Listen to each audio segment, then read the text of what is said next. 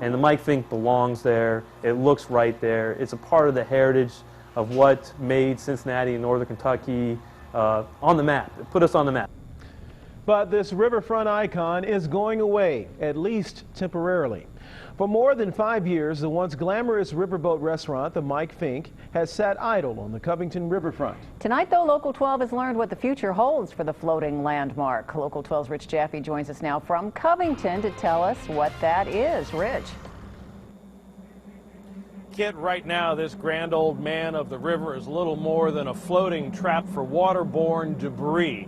However, as of January 1st, all that's going to change because the Mike Fink will leave here for an uncertain future.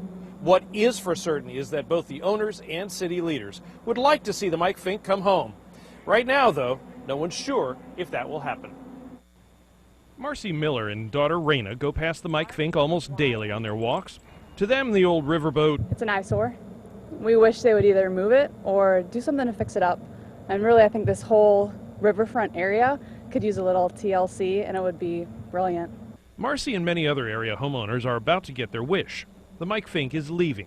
After closing its doors as a restaurant more than 5 years ago, the boat has sat idle except for a new $500,000 hull. City leaders and riverboat owner Jimmy Bernstein have agreed it will be gone by January 1st. Bernstein says the city needs to upgrade the shoreline while he fixes up the boat. He says they've been ducking that responsibility. City officials say it's just the opposite. They need to see a business plan before they invest in the property. The Mike Fink only belongs in Covington. I think me personally, speaking maybe a little bit out for my family, want to see it stay there more than anything else. Bernstein's chef and owner's son, Brad, is currently working on a new restaurant in Oakley called the Red Feather. He says his family is committed to seeing the riverboat in some form attached to Covington's shoreline in the future, perhaps in time for the 2015 bicentennial.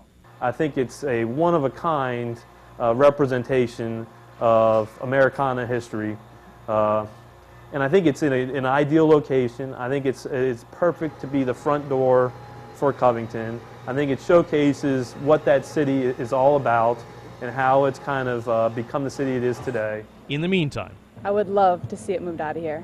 And I wouldn't mind it coming back, but just with some little bit of time, money, investment, make it something nice. But right now, it's an eyesore, and I would love to see it go. Now, in naming his new restaurant, the Red Feather, Brad Bernstein's really paying his respects to the Mike Fink. You see, the original riverman Mike Fink used to wear a red feather in his hat. It was a tribute to his marksmanship. Story goes that he could drink a gallon of bourbon and still shoot the tail off a pig at 90 paces. A notoriously strong, powerful survivor of a riverman Mike Fink was, and we will see if his namesake remains as tough. In Covington, Rich Jaffe, Local 12 News. Kit? Poor pig. Thanks, Rich. When the Mike Fink leaves its Covington location, it will be moored at the B&B Riverboat facility. It's just a short distance away.